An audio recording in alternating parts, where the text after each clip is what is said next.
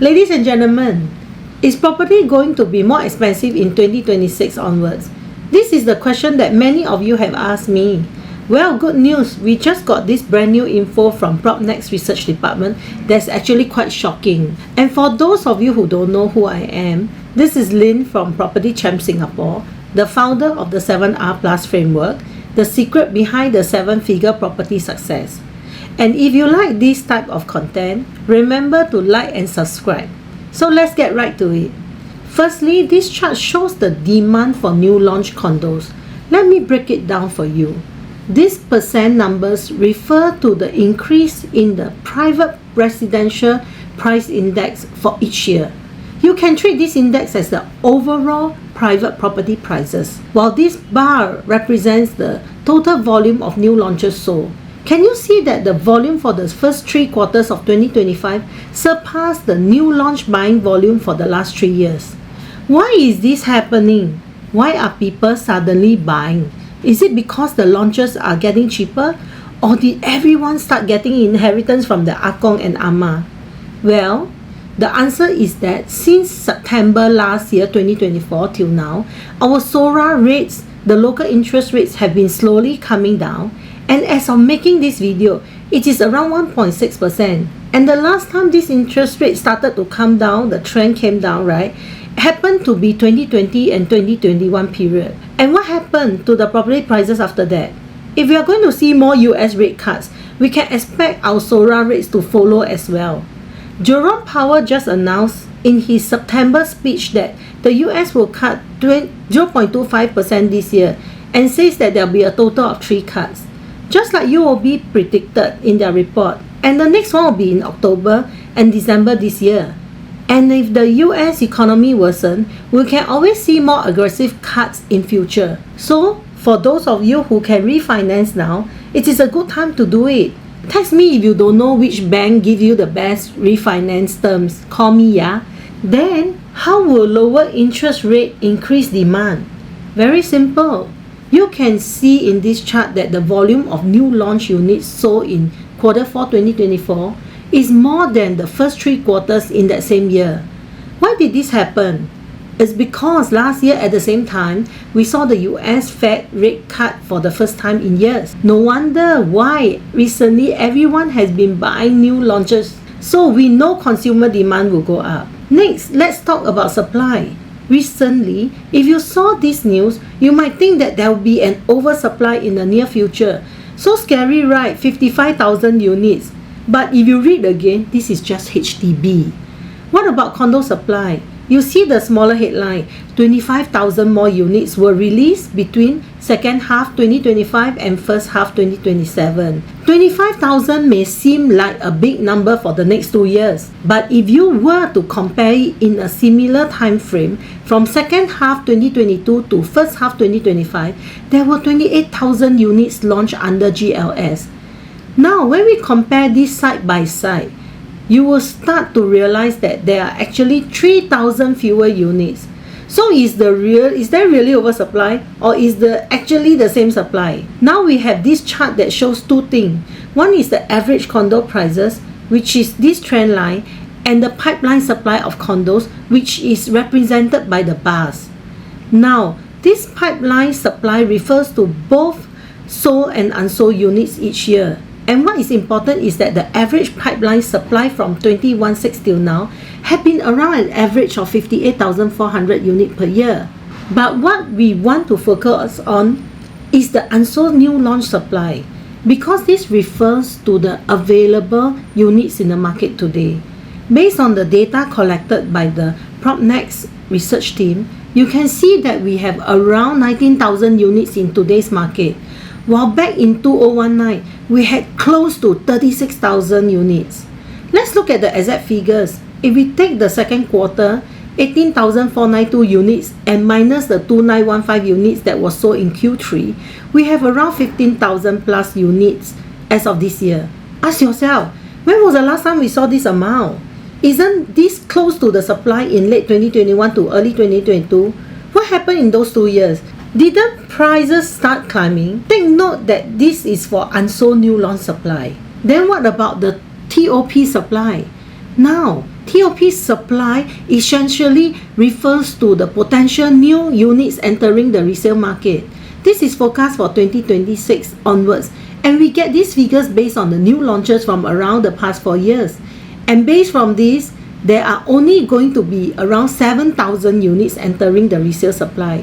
But wait, you cannot use this entire figure and say that these are the units for sale, because there are also owners who want to stay or rent them out. When we look at this chart, isn't it similar to the TOP supply back in 2021? What happened during that time? So if we were to use basic economics, when demand goes up and supply stay the same, what will happen?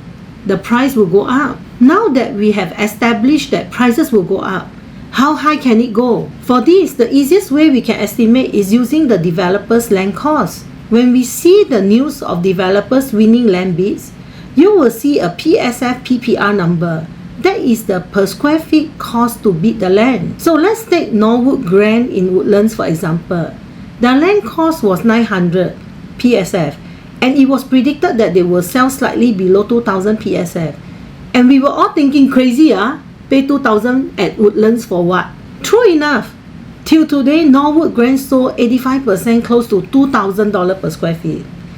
Then we have Upper House in Orchard. Their land cost was 1,617 per square feet. They launched around 3,350 per square feet. And watch this. This River Green that launched recently, their land bid was 1,325 per square feet. Then on launch day, they sold 88% at 3,130 per square feet. And let's do a bit of prediction. This is a new condo in Bayshore. Sing Ai, the developer who won this plot, bidded 1,388 per square feet. And for those of you who are unfamiliar with that area, Bayshore is not Marine Parade, Parkway Parade area. Bayshore is closer to Bedok's Siglap side and is further to the east. So based on this land bid, how much do you think they will launch at? 1,388 for Bayshore. 1,325 for River Green. If 1,325 per square feet translate to 3,130, what can Bayshore price be?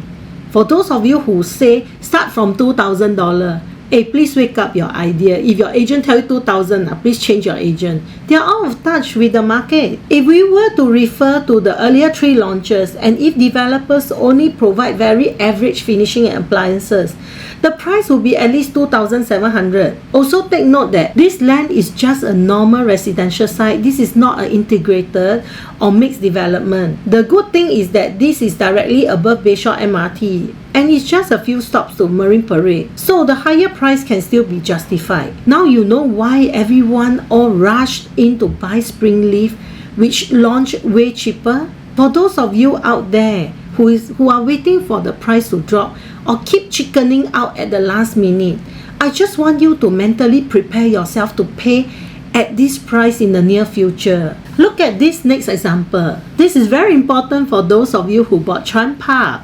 Sunway bought this Chuan Grove land at 1,376 per square feet, and also bought the other plot beside at 1,331 per square feet. And based on the trajectory, it will launch at a minimum of 2,700. The average should be around 3,000 per square feet. I'm not sure if Sunway will combine these 2 plots of land, and we don't know the unit layout yet. But I feel that you can still consider this because of the big Bishan 2.0 transformation that is happening one MRT stopover. That's why we were very aggressive to ask you all to buy Chuan Park. Congrats to those of you who listened to us and got your unit there. Be prepared to see the big gains in the next few years. For those of you who haven't got your unit yet, there are still good 7R condos still available. Not a lot, but still have.